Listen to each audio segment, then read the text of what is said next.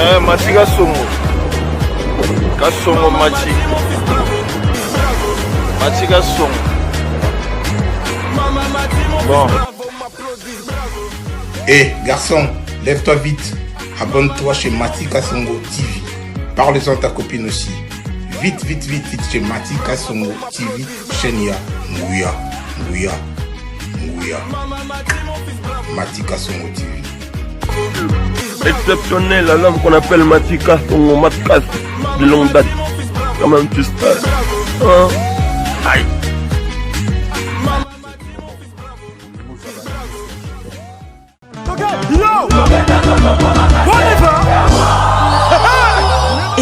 Événement.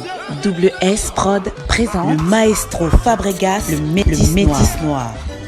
Livrera pour la première fois en Europe un grand concert le samedi 13 novembre 2021 à la salle prestigieuse du double mixte à Lyon, Villeurbanne.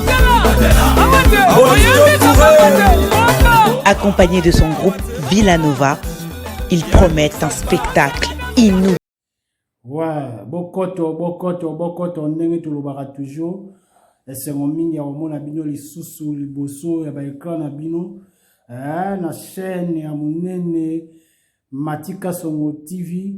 Je profite de l'occasion pour nasenga bino vraiment pour s'abonner massivement na chaîne ya bino Mati Kasongo TV. Mati Kasongo TV eza vraiment chaîne na bino oyo on ozwa news, information, analyse, mamu belé ya bien. Surtout na Mati Kasongo TV. Alors avant to banana masolo lelo to kende de gauche à droite ite pour to to banana makambo mabanga ku pe ya raté. Mais il faut te remercier quand même. Bateau tous à la bango quoi. Na pesimbo te mingi na pacho patiaso na Norvège quoi. Et Merimba te na Paris. La bossani yo te met en pinga. Laetitia Kouya, la dame des opprimés, toujours et toujours. Bijou à faux à Mateso. Na bossani yo te aimé. Bidosha autoroute d'Angleterre.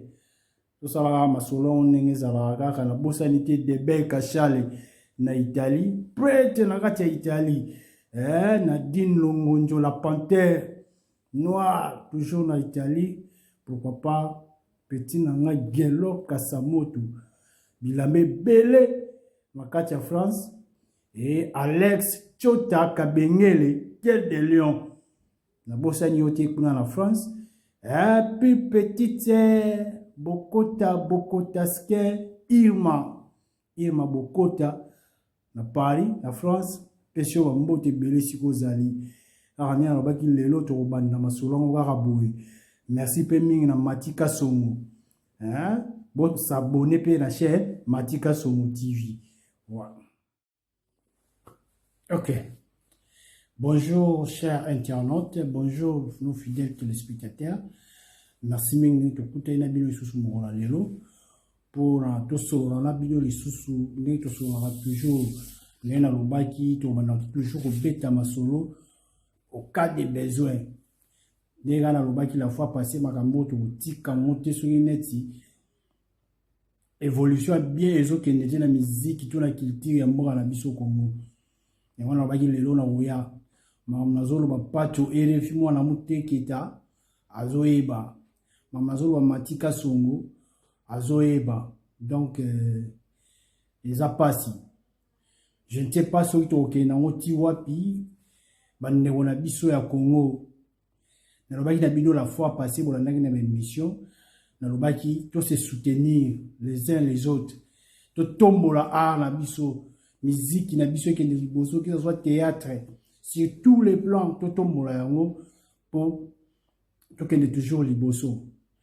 La fois passée na taki mise en garde na quelques journalistes, je sais pas ma chroniqueur et internet à propos ya makambo ya okabola ba musiciens na Congo eza bien dit. C'est pas ça votre travail. Bino musana misa ko bimis information. So woko ka journalisme ate bulubezo futate et aux alamien bo abandonner bo kinebe na orchestre bo ko tia ba demande bo koma na bino porter parole. Lokola ba Roger Ngandu basala, lokola ba Sankara basala. Ke boyaka bo tia ba trouble na ba orchestre ba. Bon, lelo na ba na okene mingi te. Lelo penza nazo kotara malamoko o héritier na faire gola bazo yoka na lisusu te ba polémique banini na yebi ke biloko wana tout eza ba manigance ya ba journaliste. Bon, la yebi journaliste on dirait zo pesé ba chroniqueur internet. Je peux dire ça. Binonde bozo sala ke ba artiste na biso bayo kana te ba panza mais bazo seka biso libanda na ba Cameroun ba Nigeria kuna tout bazo seka biso ba Ivoirien bazo seka biso otanga na ba commentaire ya émission so les ganaki ba Ivoirien bazo seka biso tozo finga na biso eza bien dit. Héritier a un problème à tamorotie na Ferregola.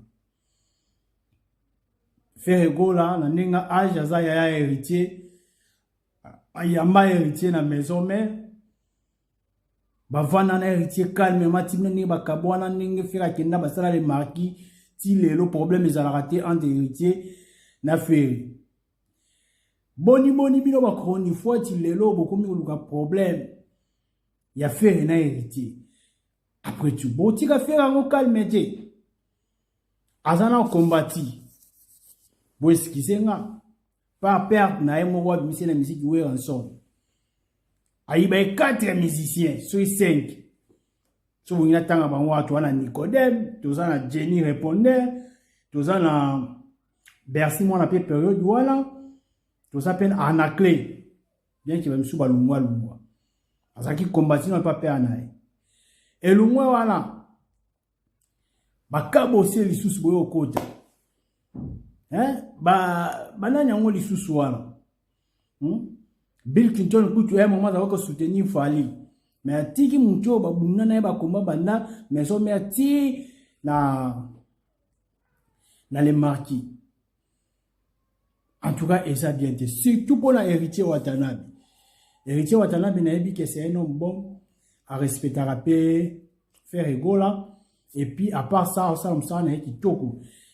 Azan a besoin beaucoup de faire été pour progresser.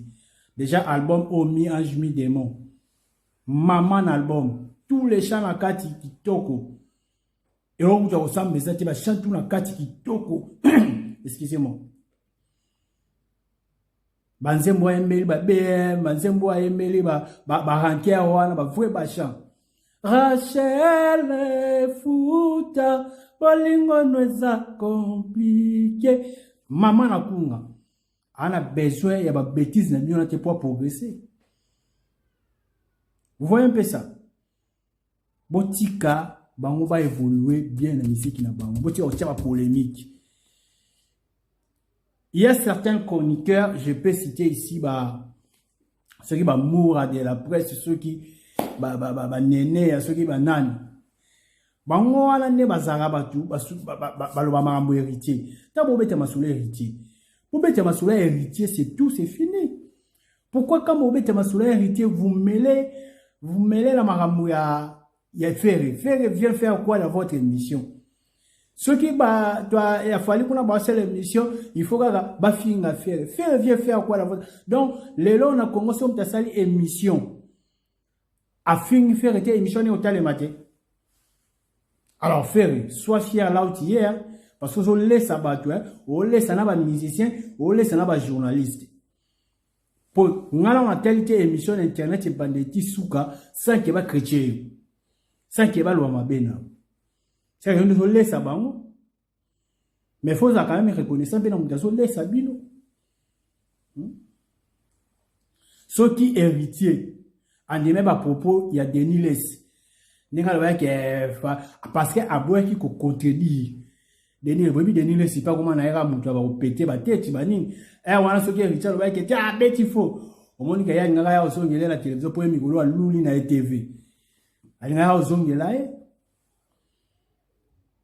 moi je pense que c'est ça il y a un héritier à soutenir ba propos na été mais du moins aboye ko contredire ba propos ya Denis Les na émission fiwana mais il y a que héritier andimi makambo oyo Denis Les alobi que Fali aza numéro 1. Fali aza numéro 1 qu'on se le dise. Numéro 1 bakwada kola bazaba jibe mpe na papa chéri. Wera son de la forêt igwe. Bazali fallait que ça numéro 1. So bolo ba numéro 1 ya mondo ba games baza. Voilà ça numéro 1, détrompez-vous. Mais ce qui me fait très mal, et ça que, beaucoup ça rare groupe mobile pour déstabiliser artiste nene ya mboka. Faire rigola. Asal binoni. Ayemba mabe. Abimisa album mabe. Aleka émission mabe. Donc nyos offert rigola a osala et ça ka mabe. Jusqu'à tel point beaucoup mi ko pesa père amon dirait aza vraiment du sous na valeur tie na makamba osala donc takomi na moko bobangi mobo des fois ta obenye ale kana émission akomi ko éviter pour afinga makaka beaucoup mo ke soupli OK même ko finga même na ba mère ce n'est pas normal, c'est pas gentil. Salibino nini passer à la télé bo dénoncer oh ya salabino ka ko finga donc les babés azana ngo esaka parce qu'il y a eboyemba. Les babés au faire azana esaka parce qu'il y a eboyemba. Ah non non. Mes chers frères congolais, mes chers internautes, journalistes, tout ça là vraiment, nous ça on a vu ce comme il se doit. Botika ko fragiliser bandengo na biso ba musicien na musala ba ba sala. Moi, je ne pense pas que héritier n'a fait un problème. Botika osangi samba.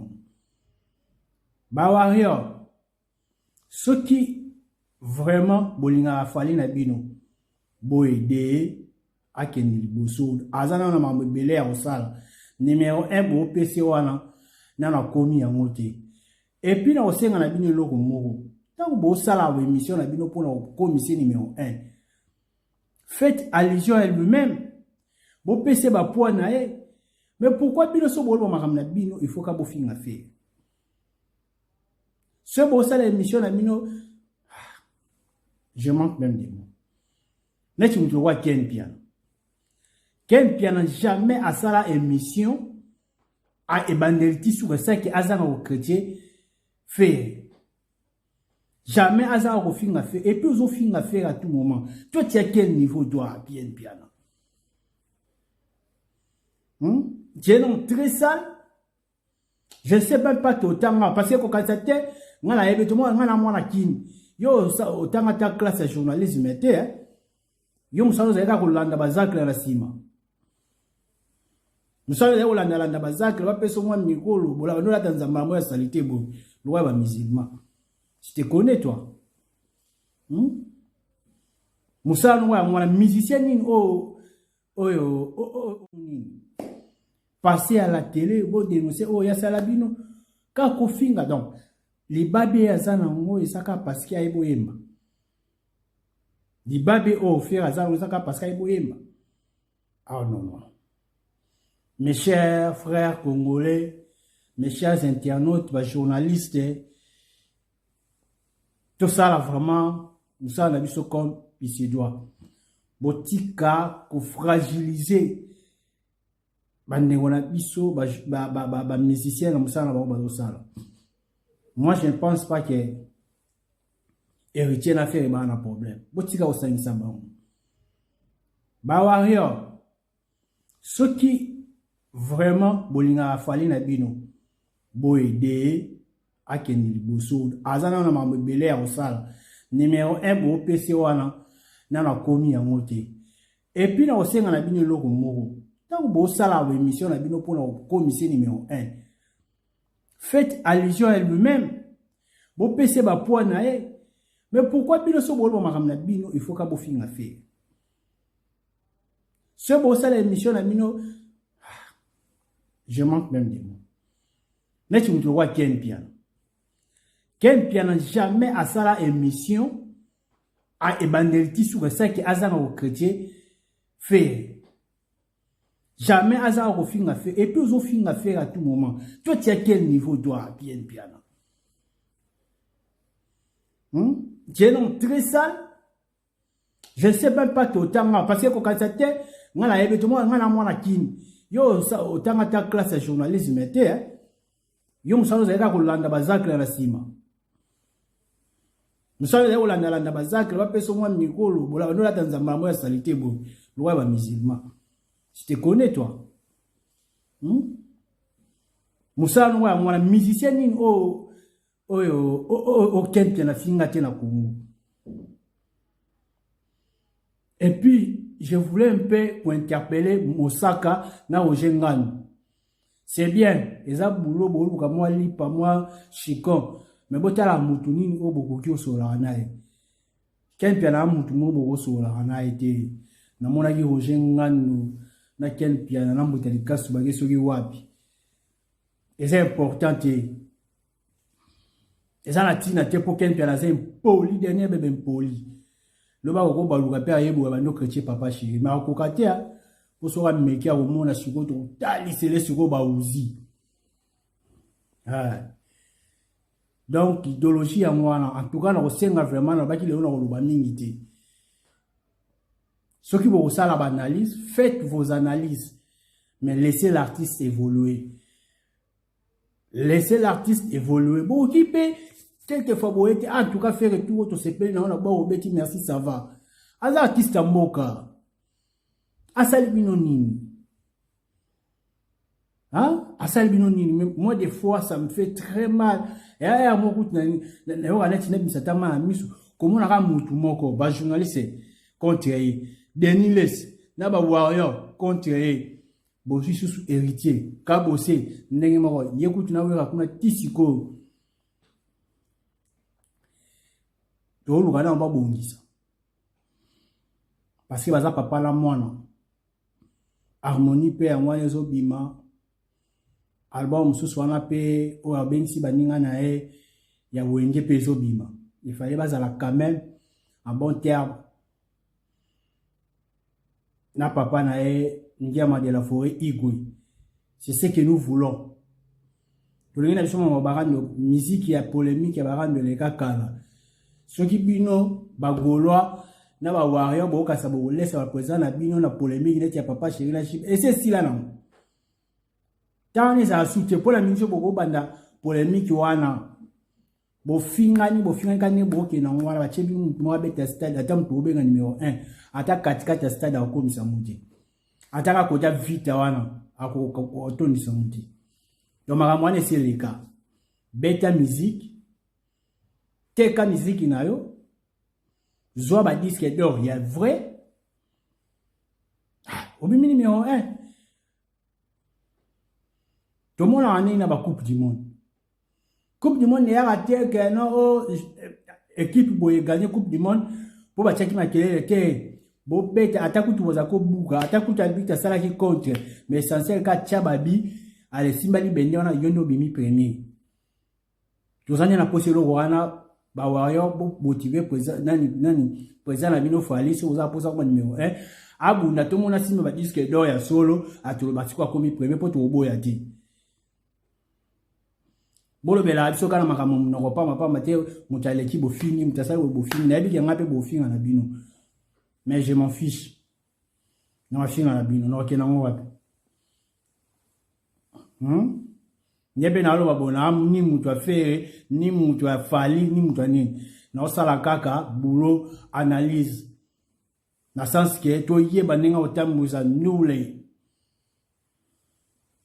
ninga otambuza culture ya mboka na biso.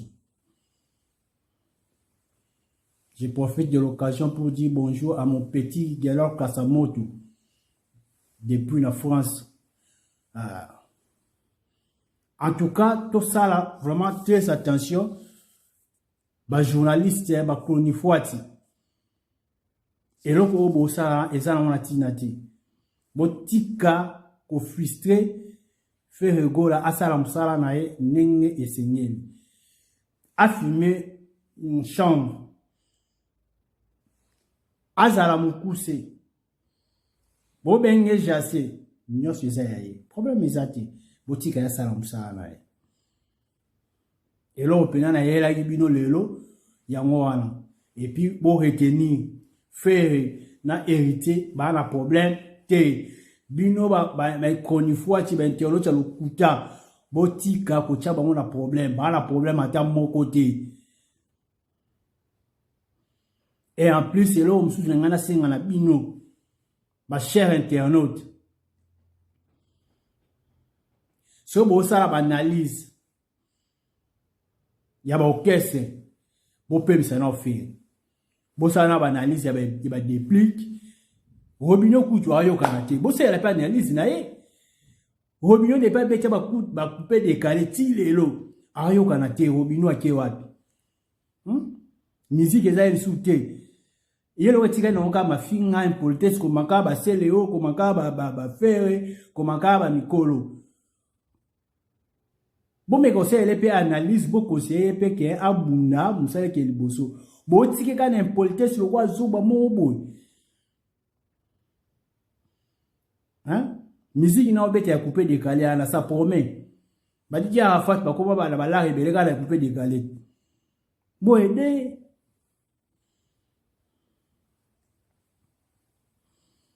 Ezate, mutu awasala ba bêtise bo soutenir. Botika comme faire egola, j'insiste. To fa na ata 2 mois peut-être ka ke bo sala ba mission ka ya bokese na bino mungo, ya bokese na bino mo to ta non ndenge pe e okindeli. E komi ga likamuka faire egola fait ça, faire egola c'est tilapia, oh no mnene, oh papa. Si azabe papa batu. Ape mubala batu. Ape Joe. Nani faire rigoler pena bani musique ba batu bo comparer na bana ba bazalaka.